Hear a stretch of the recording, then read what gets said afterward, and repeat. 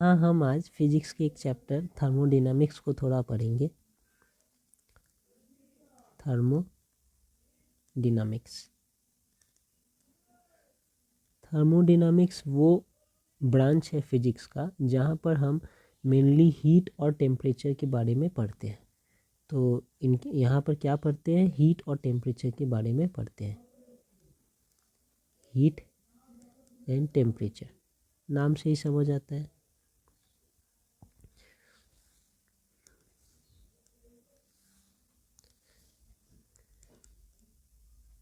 Temperature और क्या करते हैं, ये हीट और हीट जो है एक टाइप ऑफ एनर्जी है। तो ये हीट और किस दूसरे फॉर्म ऑफ एनर्जी में चेंज होता है, जैसे कि मैकेनिकल एनर्जी में चेंज हो सकता है। मैकेनिकल एनर्जी मतलब क्या, कोई वर्क। तो इनके बारे में भी स्टडी करते हैं कि हीट कैसे मैकेनिकल एनर्जी में चेंज हो सकता है या मैकेनिकल एनर्जी कैसे हीट में चेंज हो सकता है।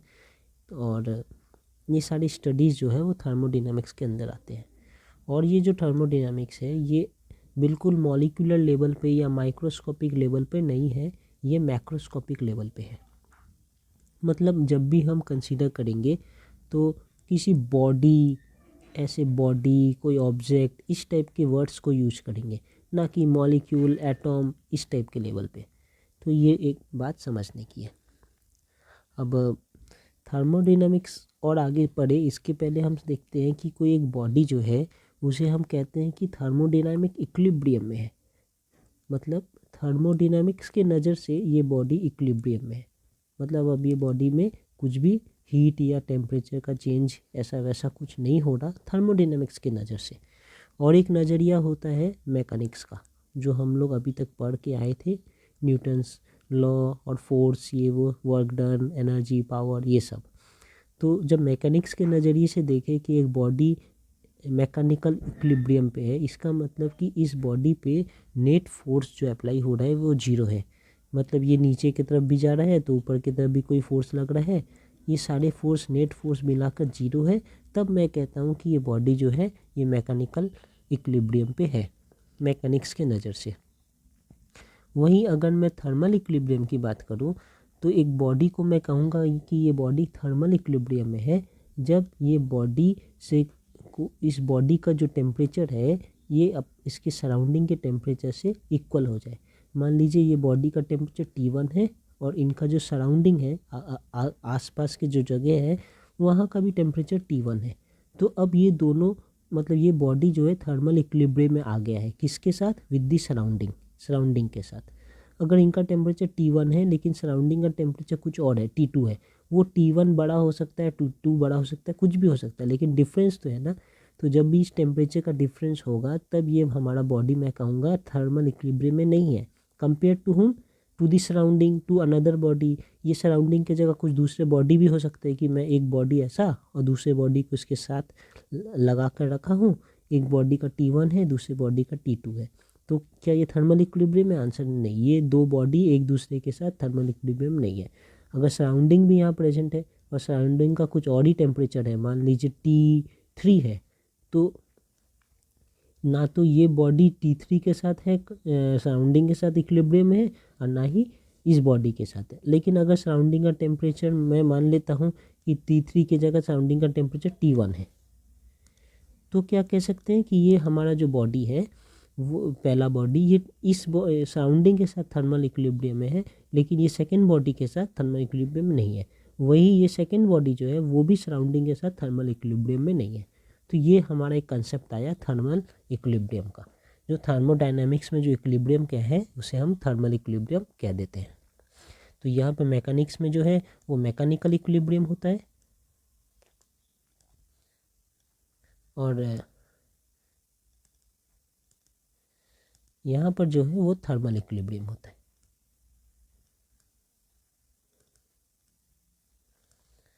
तो इस थर्मल इक्विलिब्रियम को और अच्छे से समझने के लिए एक छोटा सा एक्सपेरिमेंट टाइप का सेटअप देख लेते हैं, जहाँ पर थर्मल इक्विलिब्रियम भी समझेंगे और वहाँ से ही हम जीरोथ लॉ ऑफ थर्मोडायनामिक्स भी देख लेंगे। जीरोथ लॉ, जैसे फर्स्ट लॉ सेकंड लॉ है ना न्यूटन्स के, थर्ड लॉ, वैसे यहाँ पर 0th लॉ है थर्मोडायनेमिक्स के।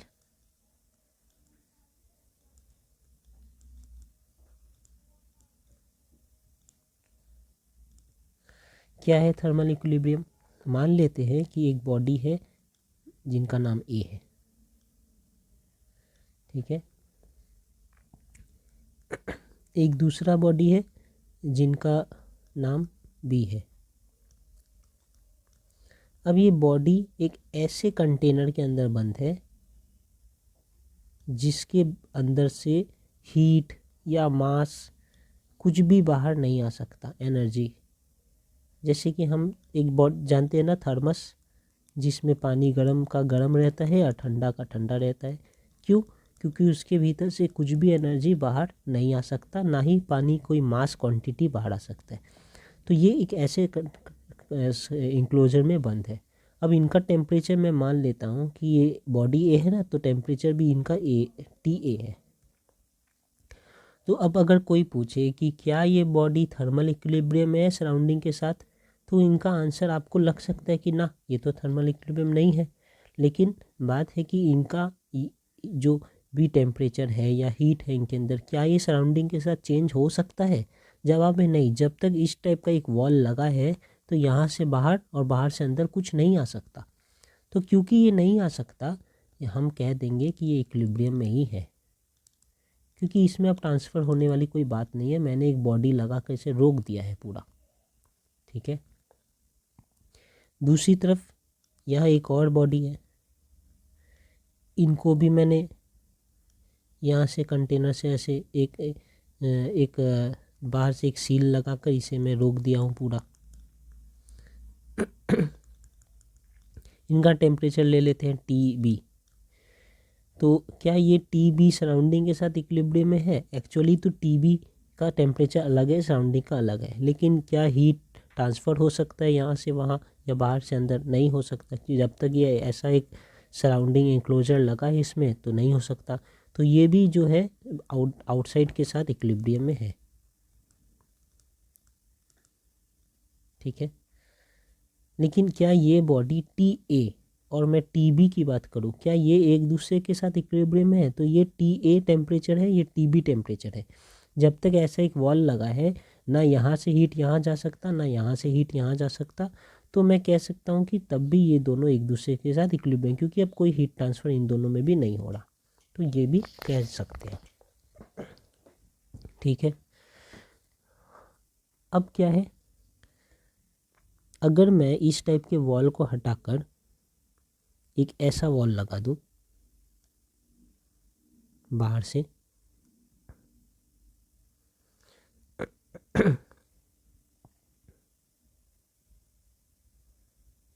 अब ये वैसा ही वॉल है जिससे हीट इधर से उधर नहीं जा सकता, ठीक है। और बीच में एक, इन दोनों के बीच का जो वॉल था ये हटाकर एक ऐसा वॉल लगा दिया हूँ जहाँ से हीट यहाँ से यहाँ जा सकता है। तो ये हमारा एक बॉडी और ये B हमारे अलग बॉडी। तो हीट यहाँ से बाहर सराउंडिंग में नहीं जा सकता, लेकिन इन दोनों के बीच में हीट ट्रांसफ़र होगा। तो यहाँ से कुछ हीट यहाँ चला जाएंगे और यहाँ से कुछ हीट यहाँ आ जाएंगे, जिनका जैसा होना हो।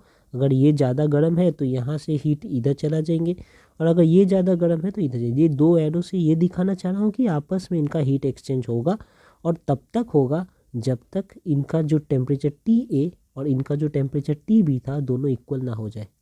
अब जो बड़ा है ऑब्वियसली, अगर ये मान लीजिए TA 100 डिग्री पे है और ये 30 डिग्री पे है, तो जो बड़ा है वो कमेगा और जो कमा है वो बढ़ेगा। कुछ करके दोनों एक दूसरे के साथ, मान लीजिए 50, कहीं एक बीच में आकर वो खड़ा होते हैं, पकड़ लेता हूँ 50 डिग्री सेंटीग्रेड पे, तो ये स्टेबल हो गए। तो अब ये दोनों बॉडी का टेम्परेचर उस वक्त 50 है, इनका भी 50, इनका भी 50, और अब ये दोनों एक दूसरे के साथ थर्मल इक्विलिब्रियम में आ गए। तो ये है कंसेप्ट थर्मल इक्विलिब्रियम का। तो जब ये थर्मल इक्विलिब्रियम में आते हैं तो क्या होता है, आने के पहले जब थर्मल इक्विलिब्रियम आ रहे हैं तब इनके बीच में एक एनर्जी का ट्रांसफ़र होता है। कोई एनर्जी खोता है तो कोई एनर्जी पाता है, और फाइनली इक्विलिब्रियम में पहुंच जाते हैं। एक बार ये इक्विलिब्रियम में पहुंच गए तो ये कैसे दिखेंगे, अब ये ऐसे दिखेंगे कि एक आउटर कंटेनर तो है, या ये जो आउटर है ना लेयर, इस आउटर लेयर से सराउंडिंग में कुछ नहीं जा रहा, ये आपको समझना है। क्योंकि ये जो लेयर है इससे हीट बाहर नहीं जा सकता, ये थर्मस की टाइप का लेयर है। लेकिन ये जो मैं पतले सा एक दीवार बनाया हूँ यहाँ एक दूसरे के बीच में जा सकता है।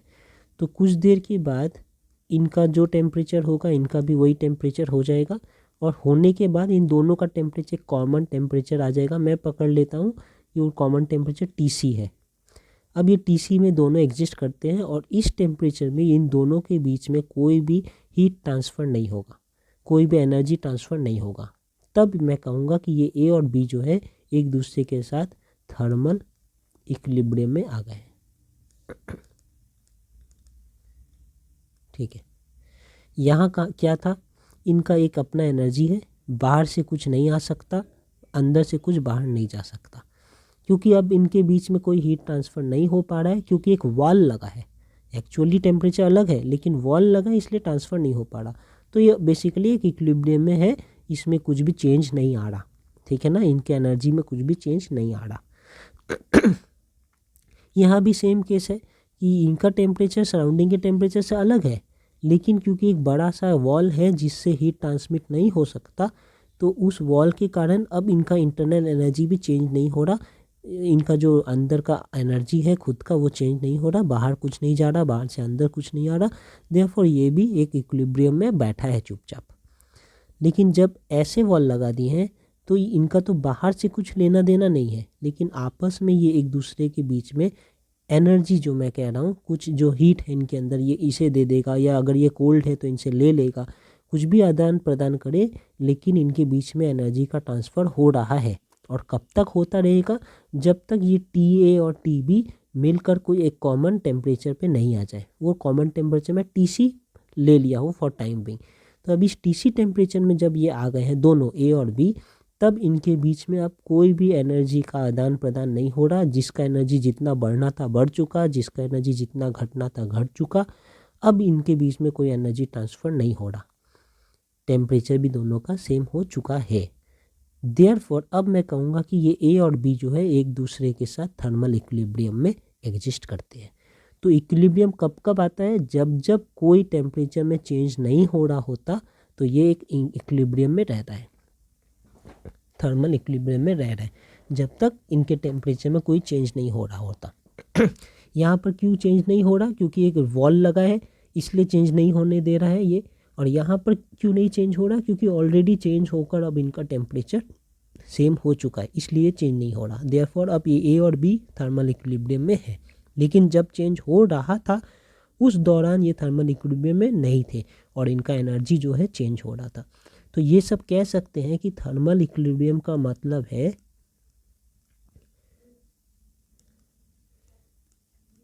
कि नंबर 1 उनका जो एनर्जी है वो फिक्स्ड हो जाएगा, वो घटेगा या बढ़ेगा नहीं। नंबर 2 टेम्परेचर जो है, अगर दो बॉडी थर्मल इक्विलिब्रियम में है तो उनका टेम्परेचर जो है वो भी फिक्स्ड हो जाएगा, ना बढ़ेगा ना घटेगा। ठीक है, ये कौन सी एनर्जी या टेम्परेचर, ये एनर्जी जो मैं लिखा हूँ इसके बारे में और थोड़ी डिटेल में पढ़ेंगे। इसके पहले दो बात देख लेते हैं कि एक टाइप का मैंने वॉल की बात की है जिससे हीट कुछ भी बाहर नहीं जा सकता, अंदर नहीं आ सकता। इस टाइप के वॉल को कहते हैं अडायाबेटिक वॉल। ये क्या करते हैं, इनमें से कोई भी नो हीट ट्रांसफ़र अलाउड, कोई भी हीट ट्रांसफ़र इस वॉल के थ्रू अलाउड नहीं है। ठीक है, दूसरा क्या है, दूसरे को कहते हैं डायाथर्मल वॉल, थर्मल, हाँ डायाथर्मल वॉल। इनमें क्या है, ये इनमें हीट ट्रांसफ़र अलाउड है, मतलब हीट जो है एक तरफ से दूसरी तरफ, दूसरी तरफ से एक तरफ आ सकते हैं। ठीक है, सो हीट ट्रांसफ़र अलाउड। लेकिन समझने वाली बात है कि अलाउड होने पर भी हीट कब तक, यहाँ पर वॉल चला गया ऐसा नहीं है, वॉल अभी भी है, लेकिन हीट ट्रांसफ़र अलाउड होने पर भी कब तक हीट ट्रांसफ़र होता रहेगा, जब तक इनका टेम्परेचर सेम नहीं हो जाता। जैसे ही टेम्परेचर सेम हो जाएंगे, जिसे जितना लूज़ करना था, जिसे जितना गेन करना था एनर्जी या हीट समझ लीजिए, उन्होंने गेन करके बैठ गए हैं, अब वो इक्विलिब्रियम में आ चुके हैं। तो हमने ये भी देख लिया। अब जीरोथ लॉ ऑफ थर्मोडायनेमिक्स की तरफ अगर बढ़े तो वो कह रहे हैं कि अगर एक बॉडी ए है और एक दूसरा बॉडी बी है और एक तीसरा बॉडी सी है, तो जीरोथ लॉ कहते हैं कि अगर ए सी के साथ इक्विलिब्रियम में है, ठीक है, सी के साथ इक्विलिब्रियम में, थर्मल इक्विलिब्रियम में, मतलब कि सी और बी में कोई भी एनर्जी ट्रांसफ़र नहीं हो रहा, ठीक है, और इनका टेम्परेचर भी सेम है। और अब एक बॉडी बी और सी भी एक दूसरे के साथ इक्विलिब्रियम में है, ठीक है। क्या कह रहा हूँ, ए और सी एक दूसरे के साथ थर्मल इक्विलिब्रियम में है, बी और सी भी एक दूसरे के साथ थर्मल इक्विलिब्रियम में है। अगर ये सच है तो फिर ए और बी भी एक दूसरे के साथ थर्मल इक्विलिब्रियम में होंगे। यही है जीरोथ लॉ, ठीक है। इतना सही है जीरोथ लॉ, बहुत कॉमन सेंस वाली बात है, लेकिन यही जीरोथ लॉ है। उन्होंने कैसे इसे प्रूफ किया, दिखाने के लिए कहा कि मैं एक बॉडी ले लेता हूँ सी, जिनका कुछ का खुद का कुछ टेम्परेचर है, ठीक है, और एक तरफ एक बॉडी लेता हूँ ए, एक तरफ एक बॉडी लेता हूँ बी, ठीक है। अब मैं क्या करूँगा, बी, ए और सी को एक दूसरे के साथ कांटेक्ट में रखूँगा,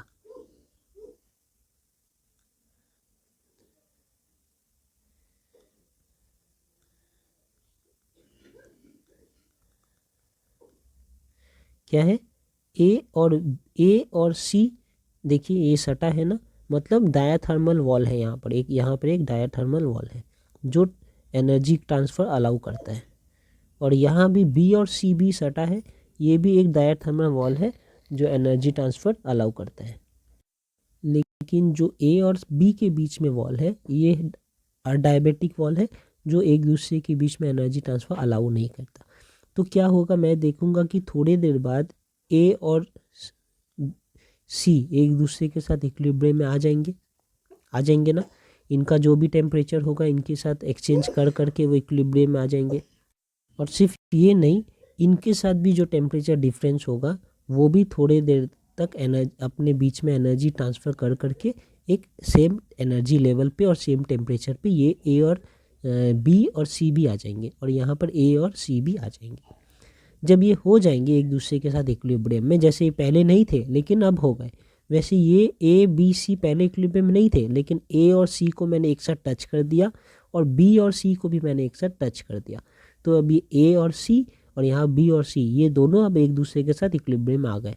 तो यहाँ ए और सी आ गए, यहाँ बी और सी आ गए। इसके बाद जब ये इक्विलिब्रियम में आ चुके हैं, तब हमने क्या किया, अब हमने ए और बी को सटाया है एक साथ, ठीक है, कांटेक्ट में ले आए। अब ये वॉल जो है कैसा वॉल है, ये डायाथर्मल वॉल है, मतलब जिनके बीच में एनर्जी ट्रांसफ़र हो सकता है।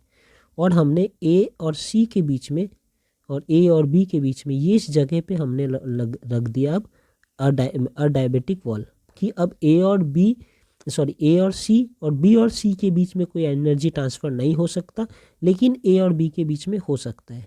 इस हाल में जब मैंने लाया तब हम देख रहे हैं कि ए और बी के बीच में अब कोई एनर्जी ट्रांसफ़र नहीं हो रहा। क्यों नहीं हो रहा, क्योंकि ये ऑलरेडी एक थर्मल इक्विलिब्रियम में है, इसलिए इनके बीच में ट्रांसफ़र नहीं हो रहा। तो इससे हमने ये कंक्लूजन निकाला कि अगर ए और सी इक्विलिब्रियम में आ गए और बी और सी भी इक्विलिब्रियम में आ गए, तो फिर ए और बी भी आपस में इक्विलिब्रियम में आ गए। कैसे पता चला, कि जब मैंने ए और बी को ऑलरेडी इक्विलिब्रियम में थे, लेकिन मैंने जब इसे सटाया तो इसमें हीट ट्रांसफ़र नहीं हो रहा, तो इससे हमें पता चला कि ये इक्विलिब्रियम में ऑलरेडी आ चुके थे पहले से ही। तो यही बात है जीरोथ लॉ, कि जब ए और सी इक्विलिब्रियम में है और बी और सी भी इक्विलिब्रियम में है, तो बाय डिफ़ॉल्ट ए और बी भी इक्विलिब्रियम में आ जाएंगे। तो इसे कहते हैं zeroth law of thermodynamics. Two systems in thermal equilibrium with a third system are in thermal equilibrium with each other.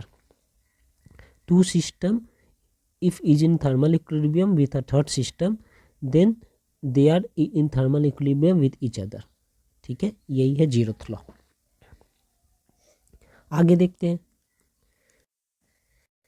System and surrounding. System and surrounding, तो जब भी हम थर्मोडायनामिक्स पढ़ेंगे तो एक सिस्टम की बात करेंगे और फिर उसके आसपास के सराउंडिंग की भी बात करेंगे। जैसे हमने यहाँ एक बॉडी बना दिया था ए, तो ये बॉडी ए है, तो ये एक सिस्टम है। सिस्टम मतलब वो जगह, वो स्पेसिफिक पार्ट इस दुनिया का, इस पूरे यूनिवर्स का जिस पे मैंने अपना फोकस रखा है, वही है हमारा सिस्टम।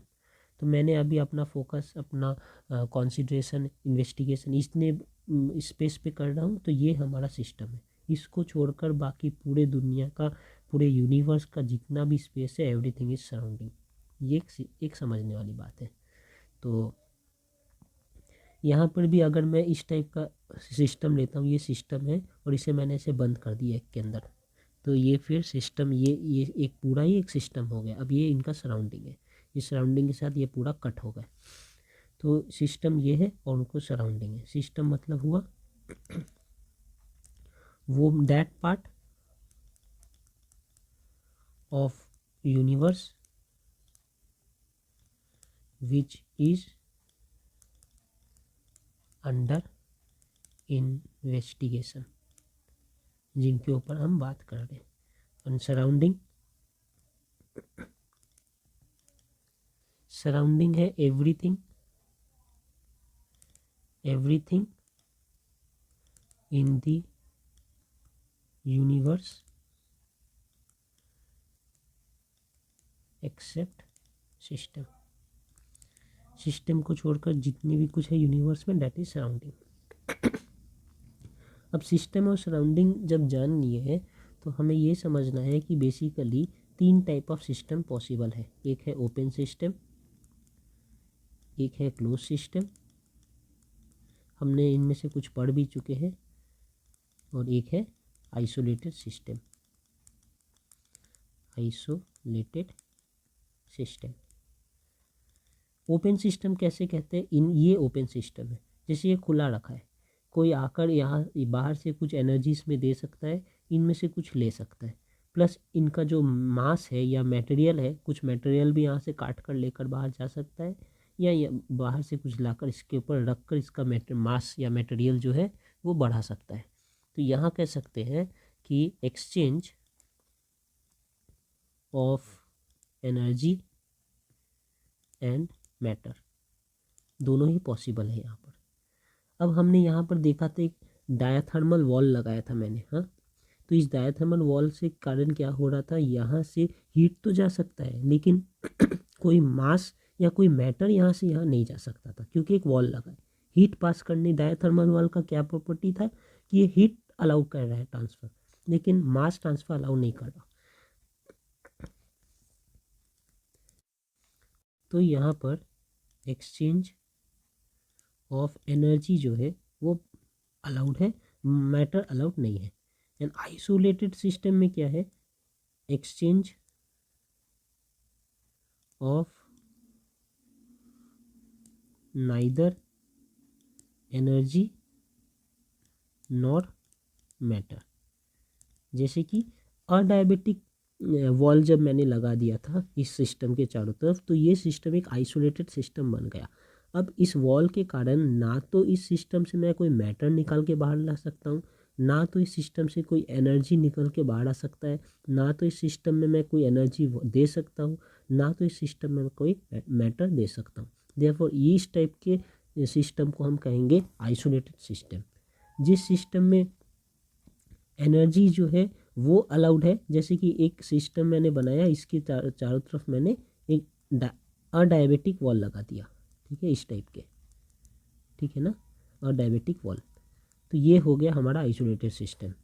अगर मैंने एक सिस्टम है, लेकिन इस सिस्टम के चारों तरफ मैंने सिर्फ एक डायाथर्मल वॉल लगाया है, डायाथर्मल वॉल, जहाँ से हीट ट्रांसफ़र अलाउड है, लेकिन कुछ निकाल नहीं सकते, कुछ डाल नहीं सकते, तो ये हो गया हमारा क्लोज सिस्टम, क्लोज्ड सिस्टम, ठीक है। और फिर एक ओपन सिस्टम जिसमें मैंने सिर्फ ऐसे ही रख दिया है, यहाँ से आप कुछ मर्जी एनर्जी निकाल लीजिए, कुछ मर्जी मास मैटर निकाल लीजिए या डाल दीजिए। तो ये एक ओपन सिस्टम। और दूसरे एग्जांपल से समझ सकते हैं कि जैसे आपके पास वाटर है, आपने एक ग्लास में वाटर लिया, तो इसमें आप वाटर और डाल सकते हैं, निकाल सकते हैं, इस वाटर को गर्म कर सकते हैं, ठंडा कर सकते हैं। तो ये एक ओपन सिस्टम। एक एक ग्लास की जगह एक बॉटल है, नॉर्मल जो प्लास्टिक के बॉटल होते हैं हमारे पास, उस बॉटल में कैप के साथ, सील के साथ आपने वाटर लिया है। अब इस वाटर में क्या है, मास जो है इस वाटर का, मैटर जो है यहाँ से बाहर नहीं आ सकता क्योंकि कैप लगा है। लेकिन इस पानी अगर ठंडा था तो गर्म हो जाएगा, अगर पानी गर्म था तो धीरे धीरे ठंडा हो सकता है क्योंकि इस वॉल से हीट बाहर जा सकता है। तो ये एक हो गया क्लोज सिस्टम। आइसोलेटेड सिस्टम हो गया वो मिल्टन का थर्मस होता है ना, बॉटल, वो यहाँ पे कैप लगा दिया आपने, ना तो मैटर बाहर आ सकता है ना तो एनर्जी बाहर आ सकता है। आइडियली धीरे धीरे वो ठंडा हो जाता है, लेकिन आइडियली ये बाहर नहीं आना चाहिए।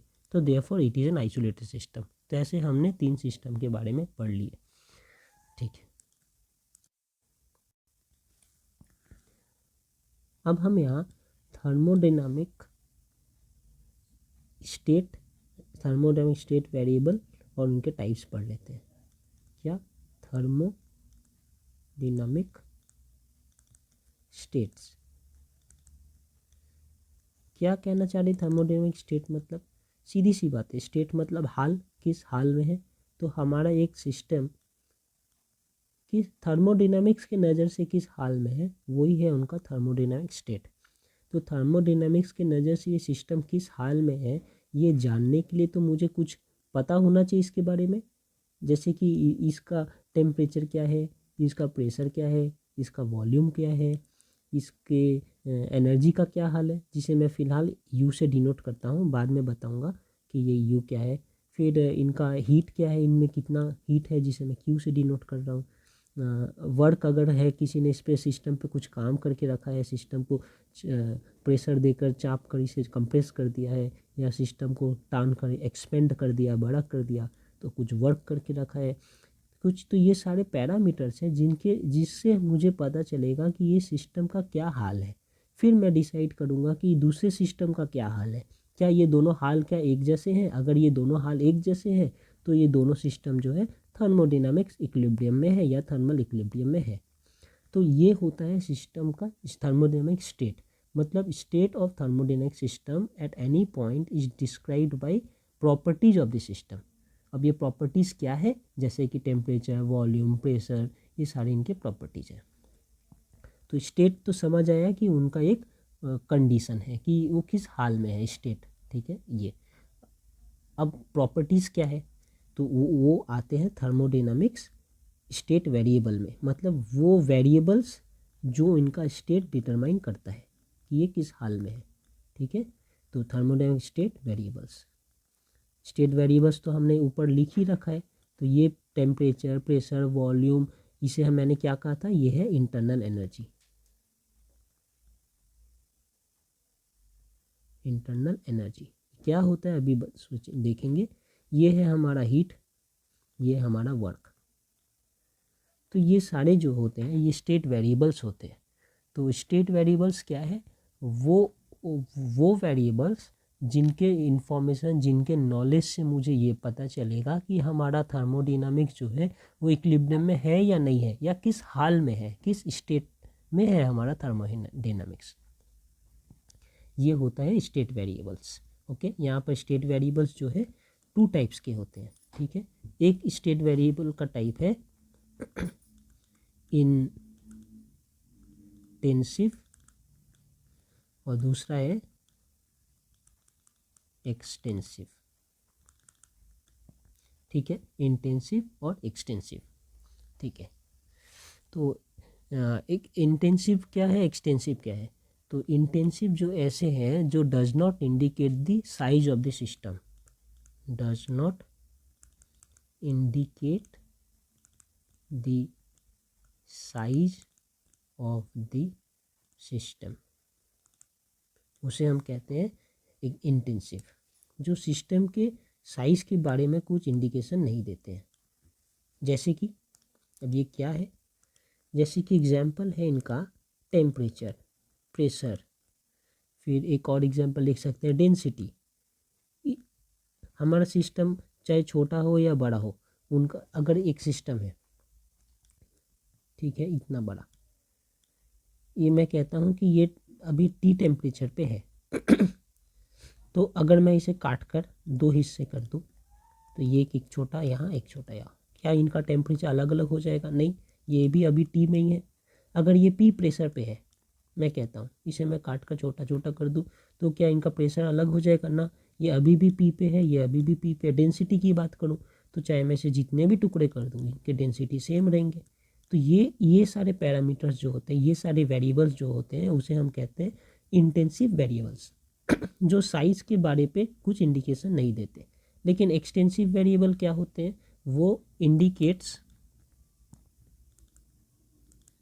The size of the system.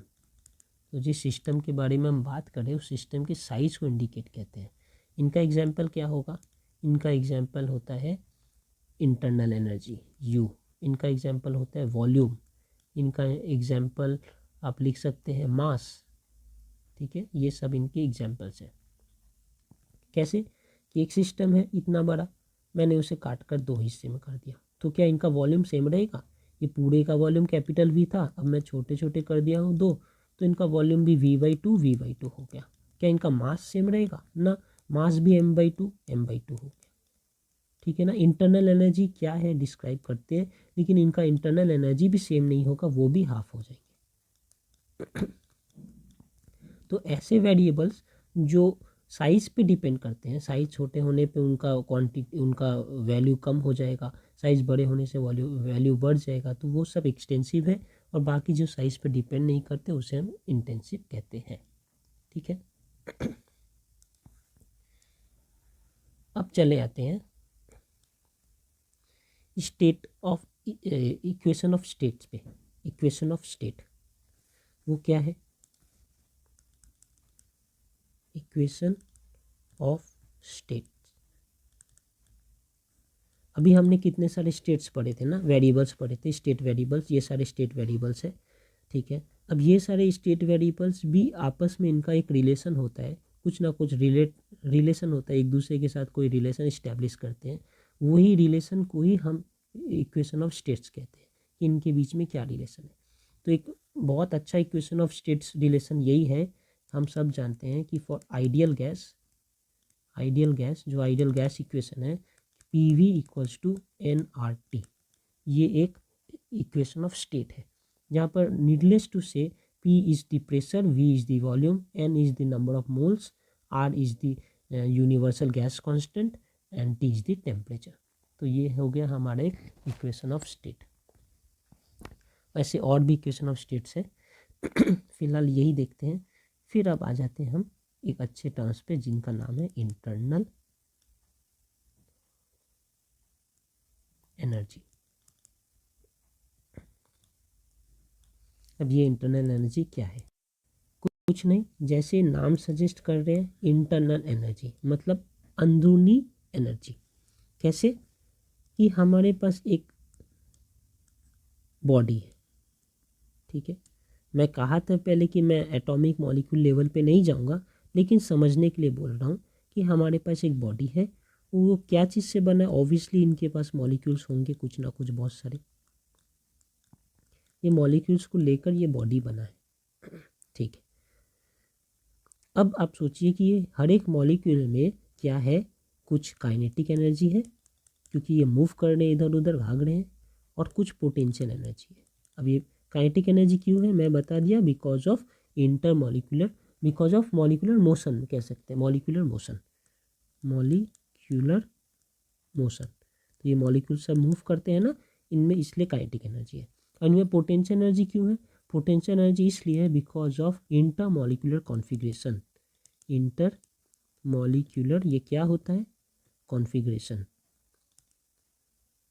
हम जानते हैं कि ये मॉलिक्यूल्स जो है एक दूसरे के साथ एक रिलेशन इस्टेब्लिश करते हैं, बहुत नज़दीक आ जाएंगे तो रिपेल करेंगे, अगर दूर रहेंगे तो अट्रैक्ट करेंगे। तो इनका कुछ तो अट्रैक्शन रिपल्सन ये सब इशू चल रहा है ना, तो वो जो है इंटरमॉलिकुलर कॉन्फ़िगरेशन के अंदर आते हैं और वही इनमें as a potential energy store रहता है और इनका मोशन के कारण इनमें इंटरनल काइनेटिक एनर्जी स्टोर रहता है। अब ये इंटरनल एक एक मॉलिक्यूल्स के काइनेटिक एनर्जी पोटेंशियल एनर्जी है। अब सारे मॉलिक्यूल्स को अगर मैं मिला दूँ तो सारे मॉलिक्यूल्स को मिलाकर कुछ पोटेंशियल एनर्जी और कुछ कुछ काइनेटिक एनर्जी इनमें होंगे, तो वो पोटेंशियल एनर्जी और काइनेटिक एनर्जी का समेसन होता है इनका इंटरनल एनर्जी। तो इंटरनल एनर्जी को हम यू से डिनोट करते हैं, कैपिटल यू से, सॉरी।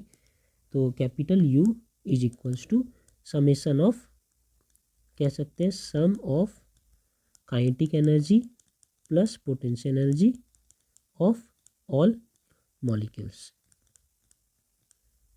तो जितने भी मॉलिक्यूल्स हैं उन सारे के काइनेटिक एनर्जी का और पोटेंशियल एनर्जी का समेसन जो है वो होगा इनका इंटरनल एनर्जी, इतने बड़े सिस्टम का। अब लाजमी सी बात है ना, अगर मैं इसे काट कर हाफ कर दूँ तो इनमें नंबर ऑफ मॉलिक्यूल्स भी हाफ हाफ हो जाएंगे, तो एनर्जी भी इनका हाफ हाफ हो जाएगा। इसलिए ये इंटरनल एनर्जी जो है ये एक एक्सटेंसिव वेरिएबल है, ठीक है ना। अच्छा, अब और एक बात क्या है कि ये जो मोशन है हमने अगर नहीं पढ़ा है तो हम इसमें पढ़ेंगे कि काइनेटिक थ्योरी ऑफ गैसेस में कि जो एक एक मॉलिक्यूल्स के जो काइनेटिक एनर्जी है वो काइनेटिक एनर्जी तो मोशन है और वो डिपेंड करते हैं टेम्परेचर के ऊपर, इज प्रोपोर्शनल टू टेम्परेचर, ठीक है। तो टेम्परेचर अगर बढ़ेगा तो काइनेटिक एनर्जी बढ़ेंगे, टेम्परेचर अगर घटेगा तो काइनेटिक एनर्जी घटेंगे, ठीक है। ये बात समझने वाली है कि काइनेटिक एनर्जी जो है टेम्परेचर पर डिपेंड है, तो इसका मतलब कि इंटरनल एनर्जी जो है वो भी टेम्परेचर पे डिपेंड करता है। Very good. फिर अब ये देखते हैं कि ये पोटेंशियल एनर्जी जो है वो क्या है, एक मॉलिक्यूलर के बीच में इंटरमॉलिक्यूलर कॉन्फ़िगरेशन। ये पोटेंशियल एनर्जी जो है ना ये डिपेंड करता है हमारे सिस्टम के वॉल्यूम के ऊपर। कितना ज़्यादा मॉलिक्यूल्स रहेंगे उतने ज़्यादा इनके बीच में अट्रैक्शन रिपल्सन ये सब चलता रहेगा। अगर एक मॉलिक्यूल अकेला रहेगा तो वो क्या ही कर सकता है। तो जितने वॉल्यूम ज़्यादा होंगे उतना इनका पोटेंशियल एनर्जी ज़्यादा होगा। तो ये वी लिखा हूँ, तो इंटरनल एनर्जी भी प्रोपोर्शनल टू वॉल्यूम है, ठीक है। तो हम क्या देख रहे हैं कि जो रियल गैस होते हैं, रियल गैस जो हमारे पास आसपास अवेलेबल होते हैं उनमें काइनेटिक एनर्जी भी होता है और इनमें पोटेंशियल एनर्जी भी होता है। और रियल गैस के इंटरनल एनर्जी जो है, internal energy is proportional to both temperature and volume. Temperature पे भी डिपेंड करते हैं और वॉल्यूम पे भी डिपेंड करते हैं फॉर रियल गैस, ठीक है। अब आइडियल गैस किसे कहते हैं? आइडियल गैस उसे कहते हैं जिनमें रियल और आइडियल में क्या ही डिफरेंस है, यही डिफरेंस है कि रियल गैस में इंटरमॉलिक्यूलर कॉन्फ़िगरेशन होता है, intermolecular force of attraction repulsion होता है। आइडियल गैस में मैं ये कंसीडर करता हूँ कि उनके बीच में, उनके मॉलिक्यूल्स के बीच में कोई भी अट्रैक्शन या रिपल्सन नहीं होता है, कोई भी अट्रैक्शन या रिपल्सन नहीं है, सिर्फ मॉलिक्यूलर मोशन है। तो आइडियल गैस में पोटेंशियल एनर्जी है लेकिन काइनेटिक एनर्जी है लेकिन पोटेंशियल एनर्जी नहीं है। जब पोटेंशियल एनर्जी ही नहीं है तो वॉल्यूम पे वो डिपेंड भी नहीं करेगा। तो आइडियल गैस पे इंटरनल एनर्जी जो है वो is proportional only on temperature. तो आइडियल गैस के लिए हमारा इंटरनल एनर्जी सिर्फ टेम्परेचर पे डिपेंड करता है और रियल गैस में इंटरनल एनर्जी टेम्परेचर और प्रेशर दोनों पे डिपेंड करता है, सॉरी टेम्परेचर और वॉल्यूम दोनों पे डिपेंड करता है। तो अब मैं आइडियल गैस की अगर बात करूँ, आइडियल गैस में तो आप देखिए कि ये टेम्परेचर क्या है। अभी टेम्परेचर मान लीजिए T1 है, मैं बहुत कुछ दुनिया में करके एक जगह पे आ गया हूँ। अब यहाँ पे टेम्परेचर इस बॉडी का, सेम बॉडी का टेम्परेचर अब T2 हो चुका है। कैसे हुआ T2? इमैटेरियल है, चाहे मैं वर्क किया हूँ, उसे पत्थर पे घिसा हूँ, उसे उठा कर नीचे रखा, नीचे से ऊपर रखा, कुछ भी किया हूँ, लेकिन इनका टेम्परेचर T1 से अब ये T2 हो गया। तो इनका इंटरनल एनर्जी भी ऑब्वियसली क्योंकि डिपेंड करता है टेम्परेचर पे, तो इनका इंटरनल एनर्जी भी U1 से UT हो गया, ठीक है। तो इसका मतलब क्या है कि इंटरनल एनर्जी जो है, जो चेंज इन इंटरनल एनर्जी मैं कहूँ कितना चेंज हुआ, पहले final internal energy minus initial internal energy, that means it is U2 minus U1। तो ये इंटरनल एनर्जी जो है ये सिर्फ फाइनल और इनिशियल इस वैल्यू पे ही डिपेंड करता है। क्यों? क्योंकि टेम्परेचर जो फाइनल और इनिशियल पे ही डिपेंड करता है, बीच में टेम्परेचर मैंने इस टेम्परेचर से इस टेम्परेचर जाने के लिए क्या किया वो पाथ इम्पॉर्टेंट नहीं है, वो रास्ता इम्पॉर्टेंट नहीं है, लेकिन टेम्परेचर अभी इतना था अब इतना है, तो इसका इंटरनल एनर्जी भी अभी इतना था अब इतना हो गया। देयरफॉर इंटरनल एनर्जी भी फाइनल और इनिशियल पे ही डिपेंड करता है, और बीच के किसी भी ये फाइनल इनिशियल से फाइनल आने के लिए मैंने क्या पद्धति यूज किया था, कौन सा पाथ यूज किया था, उस पर ये डिपेंड नहीं करता। Therefore del U is also equals to u2 minus u1 and del U is actually a state variable. State variable मतलब कि वो फाइनल एंड इनिशियल स्टेट पे ही डिपेंड करता है। So internal energy is a state variable, जो है हाल पे depend करता है कि पहला इनिशियल हाल क्या था, फाइनल हाल क्या है, बस इतना पे ही डिपेंड करता है। वेयर एज जो हीट होते हैं, जो वर्क होते हैं, ये सब क्या है, पाथ वेरिएबल है। पाथ वेरिएबल मतलब कि सिर्फ पहले हीट इतना था अब हीट इतना है, ऐसे नहीं होता। अगर मुझे यहाँ से यहाँ तक जाना है तो मैं अगर ऐसे जाऊँगा तो मुझे एक टाइप का हीट लगेगा या वर्क लगेगा। अगर मैं ऐसे ऐसे करके गया तो यहाँ पर दूसरा टाइप का हीट वर्क लगेगा। लेकिन यहाँ पे जब मैं था तो हमारा टेम्परेचर T1 था, लेकिन जब मैं यहाँ पहुँचा, चाहे ये पद्धति से पहुँचूँ चाहे ऐसे पहुँचूँ, टेम्परेचर यहाँ T2 रहेगा। लेकिन अगर इस पद्धति से जाऊँ तो हो सकता है हीट चेंज हमारा क्यू है, और इस पद्धति से जाऊँ तो हीट चेंज हो सकता है हमारा क्यू डैश है, दो अलग है। लेकिन इनिशियल और फाइनल पे हमारा टेम्परेचर सिर्फ ये इनिशियल ये और फाइनल ये ऐसा हो सकता है। हीट जो है वो पाथ पे डिपेंड करेगा कि ये पाथ लूँगा तो ज़्यादा हीट, ये पाथ लूँगा तो कम हीट, ये पाथ लूँगा तो ज़्यादा वर्क, ये पाथ लूँगा तो कम work. Therefore heat and work ये दोनों ही पाथ वेरिएबल है। वेयर एज इंटरनल एनर्जी जो है वो स्टेट वेरिएबल है, क्योंकि इंटरनल एनर्जी टेम्परेचर पर डिपेंड करता है आइडियल गैस वाले के लिए, और रियल गैस के लिए इंटरनल एनर्जी टेम्परेचर और वॉल्यूम दोनों पे डिपेंड करता है। हम लोग इस चैप्टर में ज़्यादातर आइडियल गैस ही पढ़ेंगे, तो उनका ये समझना है कि टेम्परेचर पे ही इंटरनल एनर्जी डिपेंड करता है। ओके, तो अब हम यहाँ relation between heat and work देख लेते हैं। Relation between heat and work. Heat और वर्क के बीच में क्या रिलेशन है? तो एक लॉ है जिसे हम कहते हैं जूल्स लॉ। उस लॉ के अकॉर्डिंग सिर्फ इतनी सी बात है कि work is proportional to heat. कहने का ये मतलब है कि whenever mechanical work is converted into heat, the heat so obtained is directly proportional to the work done. तो जब भी कोई मैकेनिकल वर्क को मैं हीट में कन्वर्ट करूँगा, ठीक है, तो ये जो हीट होंगे ये हीट होंगे वर्क जितना मैंने किया उसके प्रोपोर्शनल। कहने का यही मतलब है कि जितना वर्क करूँगा उतना ही हीट प्रोड्यूस होगा प्रोपोर्शनली। तो अगर ज़्यादा हीट करूँगा तो ज़्यादा वर्क करूँगा तो ज़्यादा हीट प्रोड्यूस होगा, और कम वर्क करूँगा तो कम हीट प्रोड्यूस होगा। So work is actually directly proportional to heat, या heat is directly proportional to work, ऐसा कह सकते हैं। तब ये जब प्रोपोर्शनल है तो इनके बीच में एक प्रोपोर्शनलिटी कांस्टेंट भी होना चाहिए। तो W इक्वल्स टू JH, जहाँ पर ये J है वो प्रोपोर्शनलिटी कांस्टेंट है, और इनका नाम है mechanical equivalent mechanical equivalent of heat. तो इस प्रोपोर्शनलिटी का नाम है मैकेनिकल इक्विवेलेंट ऑफ हीट। ठीक है, अब इस मैकेनिकल इक्विवेलेंट ऑफ हीट का कुछ यूनिट भी है और वैल्यू भी है। तो इनका जो यूनिट है वो अगर मैं CGS सिस्टम में देखूं तो इनका यूनिट है अर्ग पर कैलोरी, और इनका वैल्यू क्या होगा CGS सिस्टम में? इनका वैल्यू होगा J is equals to 4.2 into 10⁻⁷ erg पर कैलोरी। ठीक है, अर्ग पर कैलोरी। और अगर मैं SI यूनिट की बात करूँ तो SI सिस्टम में इनका कोई यूनिट नहीं है, नो यूनिट।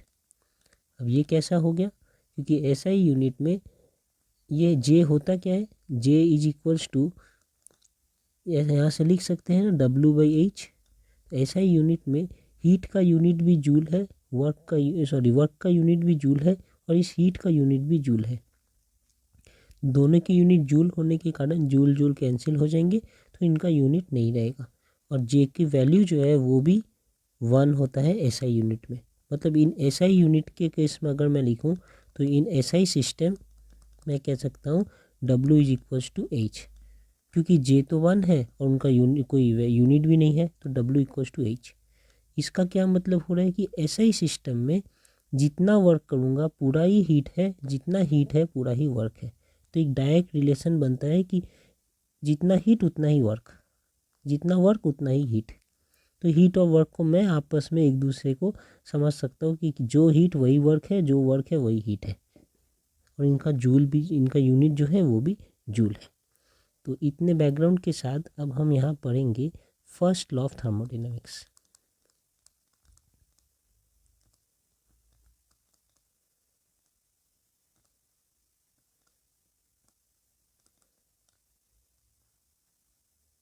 हीट अलग है, वर्क अलग है, लेकिन जितना वर्क किया वो हीट बन गया, या जितना हीट है उतना वर्क है। ये मैकेनिकल इक्विवेलेंट है उनका, मतलब हीट और वर्क जो है इक्विवेलेंट है, एक दूसरे के समान है, ये कह सकते हैं।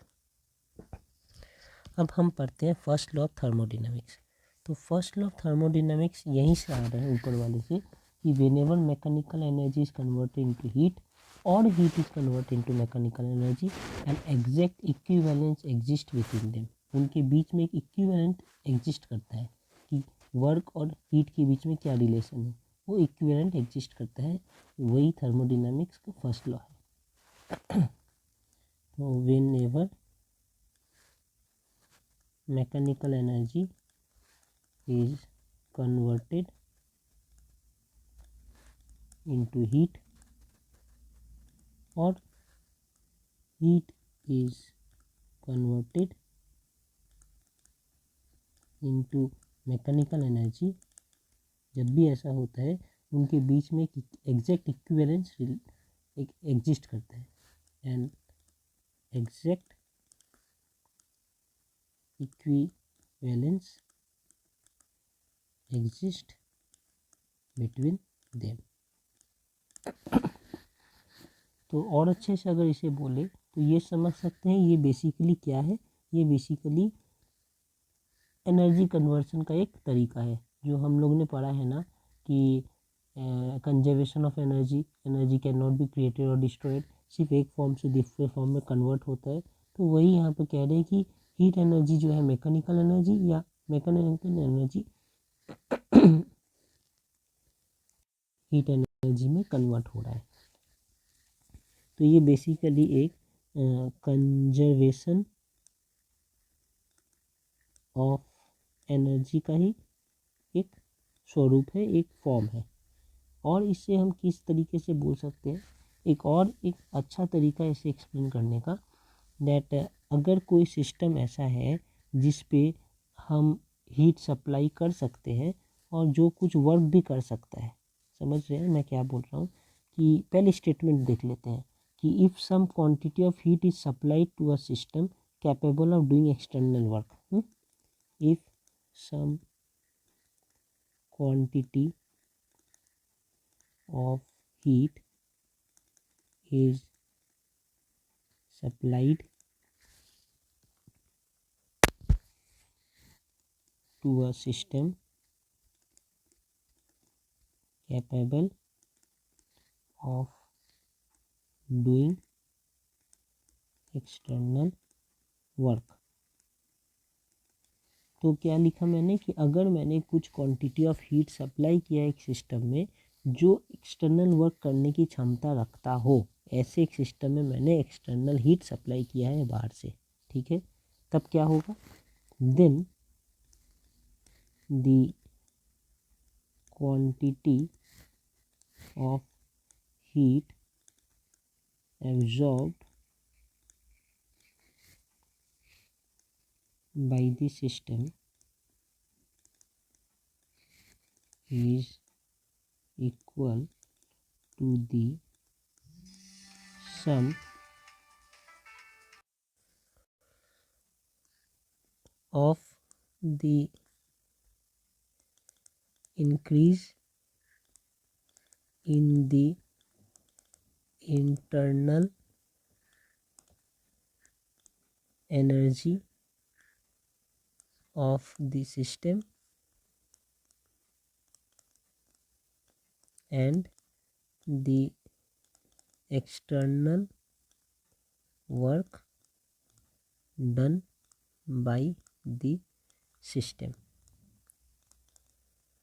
तो अगर आप इसे देखें तो क्या कह रहा है कि if some quantity of heat is supplied to a system capable of doing external work. तो एक ऐसा सिस्टम है जो कोई एक्सटर्नल वर्क करने की क्षमता रखता हो, ऐसे एक सिस्टम में अगर मैं कुछ हीट सप्लाई करूँगा, हीट को मैं क्यू से दिखाता हूँ, सप्लाई करूँगा, तो जो ये सिस्टम हीट एब्जॉर्ब करेगा, जितना सप्लाई करूँगा वही एब्जॉर्ब करेगा, तो जो ये सिस्टम हीट एब्जॉर्ब करेगा वो will be equal to the increase in the internal energy. मतलब ये हीट लेकर दो काम होगा, एक इनका इंटरनल एनर्जी जो है वो इंक्रीज होगा, बढ़ेगा, एंड दूसरा the external work done by the system. ये सिस्टम जो है कुछ वर्क भी करेंगे, ये सिस्टम कुछ वर्क करेगा, डन बाय द सिस्टम लिख रहे हैं तो सिस्टम कुछ वर्क करेगा, वो वर्क भी इस हीट के कारण इक्वल होगा। मतलब जो वर्क यहाँ से हीट में दे रहा हूँ उस हीट का दो काम है, एक है इंटरनल एनर्जी को इंक्रीज करना और दूसरा कुछ वर्क सिस्टम के द्वारा करवा देना। तो अगर मैं इसे और अच्छे से लिखूं तो ऐसे लिख सकता हूं कि D Q is equals to D U plus D W, where ये डी क्यू क्या है, D Q is the amount of heat supplied to the system. D Q है heat supplied to the system, system को कितना heat supply किया गया है वो डी क्यू है। डी यू क्या है, इंक्रीज इन इंटरनल एनर्जी, और या चेंज लिख सकते हैं, चेंज इन इंटरनल एनर्जी, क्योंकि बाद में हम देखेंगे कि हर बार इंक्रीज ही नहीं है, कभी कभी डिक्रीज भी हो सकता है, कभी कांस्टेंट भी रह सकता है, चेंज इन इंटरनल एनर्जी। और डी डब्ल्यू क्या है, डी डब्ल्यू है external work done by the system. ये बहुत ही इजी सी बात है, कुछ इसमें रॉकेट साइंस नहीं है, और बेसिकली आप समझेंगे कि ये कंजर्वेशन ऑफ एनर्जी की ही तरफ ही इशारा कर रहा है। क्या कह रहा है कि मान लीजिए एक सिस्टम है, एक सिस्टम है, ये सिस्टम वर्क कर रहा है, मतलब सिस्टम ही कुछ काम कर रहा है, ठीक है। तो आप समझिए कि इस सिस्टम को काम करने के लिए कुछ तो एनर्जी चाहिए, अपने आप तो नहीं करेगा, अब ये एनर्जी आएगा कहाँ से। तो कहने चाह रहे ये लॉ कि बाहर से कुछ हीट एनर्जी, हीट के तौर पे कुछ एनर्जी सिस्टम के अंदर आ रहा है, और इस एनर्जी जो आ रहा है इस एनर्जी से दो बातें हो रही है, दो काम हो रही है। एक, इस सिस्टम की इंटरनल एनर्जी, जो पहले से इनके अंदर इंटरनल एनर्जी भरा था, जो हमने पढ़ा है कि इंटरनल एनर्जी क्या होता है, summation of all the potential and kinetic energy of the all molecules present inside the system. System के अंदर जितने भी मॉलिक्यूल्स है उन सब का खुद का कुछ पोटेंशियल और काइनेटिक एनर्जी है, उनका पूरे का समेशन ही होता है इंटरनल एनर्जी। अब रियल जो गैस है उनमें पोटेंशियल काइनेटिक दोनों होते हैं, लेकिन जो आइडियल गैस होते हैं उनमें कोई भी पोटेंशियल एनर्जी नहीं होता, सिर्फ काइनेटिक एनर्जी होती है।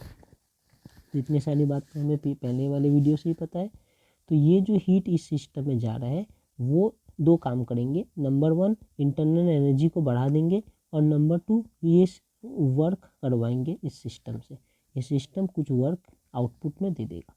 तो इसलिए यहाँ से ये आ रहा है कि डी क्यू जो है is equals to D U plus D W, ठीक है। कहने का क्या मतलब है कि जितना भी हीट इस सिस्टम में सप्लाई किया गया है उस हीट से कुछ एनर्जी जो है वो यूज हो जाएगा इसके इंटरनल एनर्जी को बढ़ाने के लिए, और कुछ एनर्जी जो है यूज हो जाएगा इस सिस्टम के द्वारा वर्क कराने के लिए।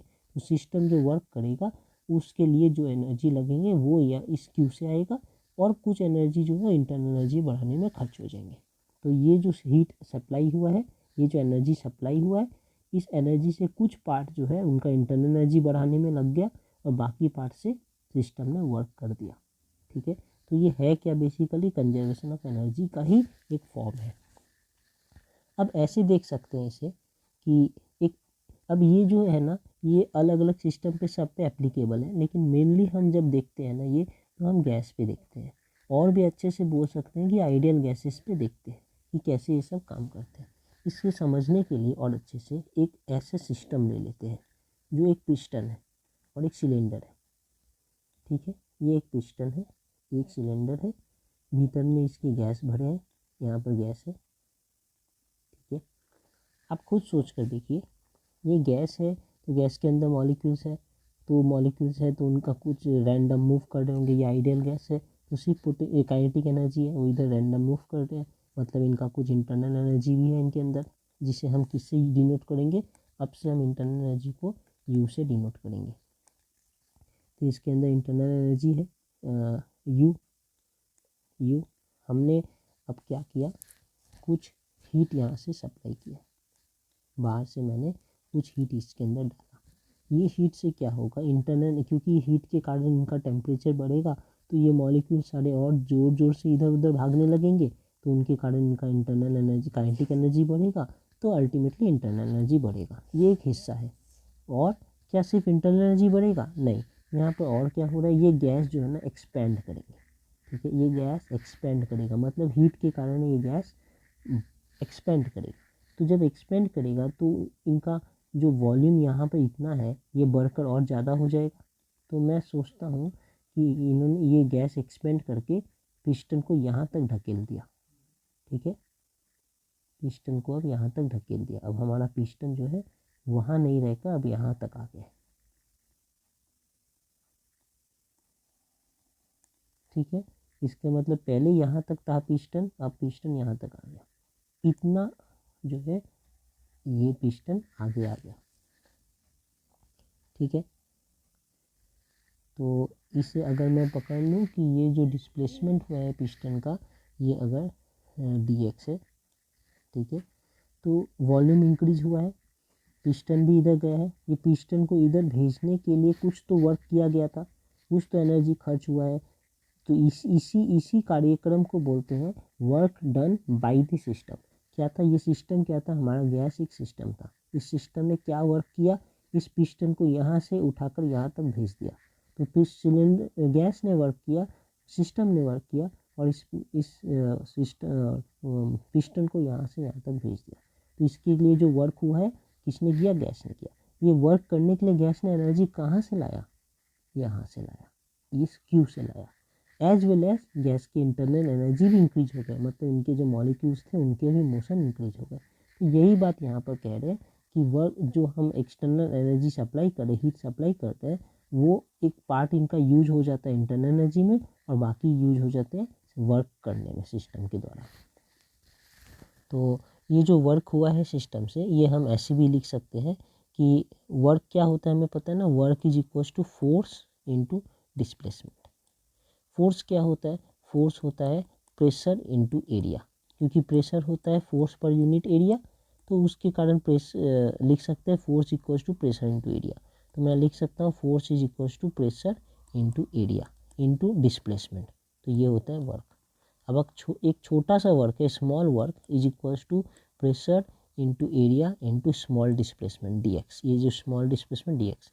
अब एरिया इनटू डिस्प्लेसमेंट क्या है, एरिया मतलब कौन सी एरिया, ये सिलेंडर की जो क्रॉस सेक्शनल एरिया होंगे ना, जो अगर मैं इधर से देखूंगा, इस साइड से अगर मैं देखूंगा इसे, तो एक सर्कल टाइप का दिखेगा सिलेंडर है, तो ऊपर से अगर मैं देखूँ तो वो ये जो क्रॉस सेक्शनल एरिया है ना, इस एरिया की बात कर रहे हैं यहाँ पर। तो ये एरिया इंटू ये डिस्प्लेसमेंट, ये हो गया क्या, change in the volume, volume of the gas, gas इतने वॉल्यूम से बदल गया। तो मैं लिख सकता हूँ D capital V is equals to area into D X displacement. तो अब लिख सकते हैं D W is equals to P D V. ठीक है, तो यहाँ भी हम D Q is equals to D U plus P D V लिख सकते हैं। ठीक है, ये हुआ हमारा थर्मोडायनेमिक्स का फर्स्ट लॉ। अब कुछ साइन कन्वेंशन भी देख लेते हैं कि इनका साइन कन्वेंशन क्या है। ये क्या होता है साइन कन्वेंशन, मतलब कब कहेंगे कि ये डी क्यू जो है पॉजिटिव है या डी क्यू नेगेटिव है, ये डी यू जो है मतलब चेंज इन इंटरनल एनर्जी ये पॉजिटिव है या नेगेटिव है, ये वर्क डन पॉजिटिव है कि नेगेटिव है। तो इनका कैसा है आप समझिए, ऐसा सिस्टम मैं सिस्टम के नज़रिए से हर बार देखूंगा और फिर डिटरमाइन करूंगा कि ये पॉजिटिव है कि नेगेटिव है। आप ये सोचिए और हमेशा ये सोचिएगा कि पहले क्या था और अब क्या है। ठीक है, पहले इनिशियल कुछ था, अब फाइनल कुछ है, ऐसे इस तरीके से समझकर अगर आप याद रखेंगे तो आपको फिर इसे याद रखने की ज़रूरत नहीं है, आप समझ कर इसे बता सकते हैं कि साइन क्या होगा। जैसे कि अगर मैं हीट सिस्टम में डाल रहा हूँ तो हमेशा क्या होता है, डी, ये डी क्यू या डी यू या पी डी वी जिसे मैं डी डब्ल्यू भी कहता हूँ, ये सब होते हैं फाइनल माइनस इनिशियल, इस टाइप से समझिए।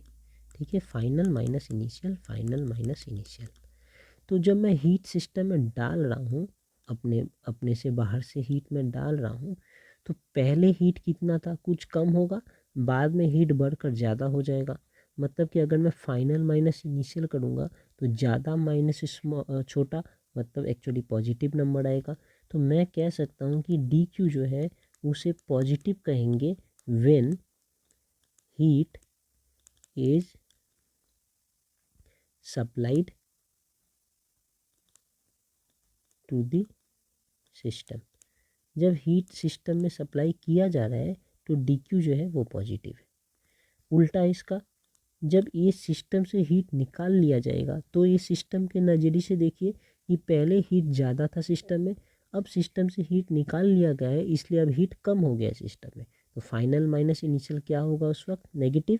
तो इसलिए डी क्यू जो है negative when heat is rejected by the system. अगर ये सिस्टम अपने पास से कुछ हीट निकाल कर बाहर फेंक दे रहा है तो डी क्यू जो है नेगेटिव है। ये सिस्टम के नज़रिए से देखकर आपको समझना है। अब इंटरनल एनर्जी की बात करूँ, डी यू, तो अगर सिस्टम के इंटरनल एनर्जी में इंक्रीज आ रहा है, ठीक है, अगर सिस्टम का इंटरनल एनर्जी इंक्रीज हो रहा है तो final is more than initial, therefore ये पॉजिटिव है। यहाँ भी जैसे हम बात कर रहे थे कि हीट डाल रहा हूँ तो इंटरनल एनर्जी इंक्रीज हो रहा है और बाकी एनर्जी से वर्क किया जा रहा है। यहाँ पर हीट जब डाला गया तो इनका इंटरनल एनर्जी इंक्रीज हुआ और बाकी एनर्जी से सिस्टम ने क्या किया, वर्क कर डाला, पिस्टन को यहाँ से यहाँ तक भेज दिया, तो ये वर्क किया। तो वैसे ही जब इंटरनल एनर्जी इंक्रीज है उसे मैं डी यू पॉजिटिव कहूँगा। So D U is positive when there is increase in internal energy of the system. ठीक है, सिस्टम की जब इंटरनल एनर्जी इंक्रीज हो रही तो डी यू पॉजिटिव। और डी यू नेगेटिव कब, obviously when there is decrease in internal energy of the system. अब इंटरनल एनर्जी डिक्रीज भी हो सकता है, कब होगा डिक्रीज अभी कुछ देर में देखेंगे। इंक्रीज के बारे में पता चला ना, जब हीट डाल रहे हैं तो इंटरनल एनर्जी इंक्रीज हो जा रहा है। तो ऑब्वियस सी बात है जब हीट निकाल लेंगे तो इंटरनल एनर्जी डिक्रीज भी हो सकता है, और डिटेल में इसे पढ़ेंगे थोड़ी देर में। और वर्क का क्या है, D W which is also equals to P D V, हमने अभी देख लिया है, D W is also equals to P D V. इनका क्या है, ये this will be positive when, कब पॉजिटिव होगा आप सोच कर देखिए कि वर्क कब पॉजिटिव होगा, जब वॉल्यूम जो है पहले जो था उससे बढ़कर कुछ बड़ा वॉल्यूम हो गया। फाइनल जो है वो इनिशियल, ये फाइनल है, ठीक है ना, ये वॉल्यूम, और ये इनिशियल है। तो फाइनल वॉल्यूम बड़ा है कि इनिशियल वॉल्यूम बड़ा है, फाइनल वॉल्यूम बड़ा है। तो यहाँ भी मैं क्या कर रहा हूँ, डी वी मतलब क्या, फाइनल माइनस इनिशियल। तो फाइनल वॉल्यूम बड़ा है और इनिशियल वॉल्यूम छोटा है, तो फाइनल माइनस इनिशियल पॉजिटिव। तो work done is positive when work is done by the system. जब सिस्टम ने काम किया तब क्या किया, इस पिस्टन को यहाँ से उठाकर यहाँ भेज दिया। सिस्टम ने जब काम किया, work done by the system, तब सिस्टम ने इस पिस्टन को यहाँ से उठाकर यहाँ भेज दिया। तो this is work done by the system. और जब work done by the system होता है तो वॉल्यूम इंक्रीज होता है, सिस्टम गैस एक्सपेंड होता है। वॉल्यूम क्यों इंक्रीज हुआ? क्योंकि हीट के कारण गैस एक्सपेंड हुआ। जब गैस एक्सपेंड हो रहा था तो इसे धक्के मारकर यहाँ से यहाँ तक भेज दिया। तो ये कह सकते हैं कि DW या PDV is positive when work is done by the system. जब सिस्टम खुद काम कर रहा है तब ये जो वर्क डन है ये पॉजिटिव है। क्यों पॉजिटिव है? क्योंकि तब DV जो है इंक्रीज इन दी वॉल्यूम हो रहा है। That means gas is expanding. ऐसे भी लिख सकते हैं कि गैस जो है एक्सपेंड हो रहा है, ठीक है, तब वर्क डन पॉजिटिव है। अब दूसरी तरफ work done is equal to PDV, ये नेगेटिव होगा। कब? When work is done on the system या गैस कॉम्प्रेस्ड हुआ। कैसे? अब देखिए ये गैस खुद ब खुद तो कॉम्प्रेस नहीं होगा। अगर यहाँ पर है भी तो कोई बाहर से धक्के मार कर इस पिस्टन को यहाँ से इस पोजीशन से इस पोजीशन तक लाएगा।